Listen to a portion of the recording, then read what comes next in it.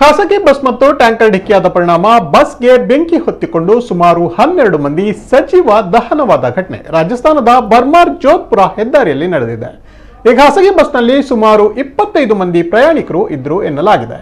ಸ್ಥಳಕ್ಕೆ ಧಾವಿಸಿರುವ ರಕ್ಷಣಾ ಸಿಬ್ಬಂದಿ 10 ಮೃತದೇಹಗಳನ್ನು ಬಸ್ನಿಂದ ಹೊರತೆಗೆದಿದ್ದಾರೆ.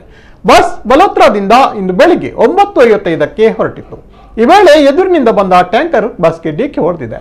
ಟ್ಯಾಂಕರ್ ಚಾಲಕ ರಾಂಗ್ ಸೈಡ್ನಲ್ಲಿ ವಾಹನ ಚಲಾಯಿಸಿಕೊಂಡು ಬಂದಿದ್ದೇ ದುರಂತಕ್ಕೆ ಕಾರಣ ಎಂದು ಪೊಲೀಸರು ತಿಳಿಸಿದ್ದಾರೆ. ಟ್ಯಾಂಕರ್ ಡಿಕ್ಕಿಯಾಗುತ್ತಿದ್ದಂತೆ ಒಮ್ಮೆಲೆ ಬಸ್ಗೆ ಬೆಂಕಿ ತಗುಲಿದೆ. ಅಪಘಾತದಲ್ಲಿ 12 ಮಂದಿ ಪ್ರಯಾಣಿಕರು ಮೃತಪಟ್ಟಿದ್ದಕ್ಕೆ ರಾಜಸ್ಥಾನ ಮುಖ್ಯಮಂತ್ರಿ ಅಶೋಕ್ ಗೆಹ್ಲೋಟ್ ಸಂತಾಪ ಸೂಚಿಸಿದ್ದು, ಗಾಯಾಳುಗಳಿಗೆ ಸೂಕ್ತ ಚಿಕಿತ್ಸೆ ಹಾಗೂ ಮೃತಪಟ್ಟ ಪ್ರಯಾಣಿಕರ ಕುಟುಂಬಗಳಿಗೆ ಸೂಕ್ತ ಪರಿಹಾರ ನೀಡುವ ಭರವಸೆಯನ್ನ ಟ್ವೀಟ್ ಮೂಲಕ ತಿಳಿಸಿದ್ದಾರೆ.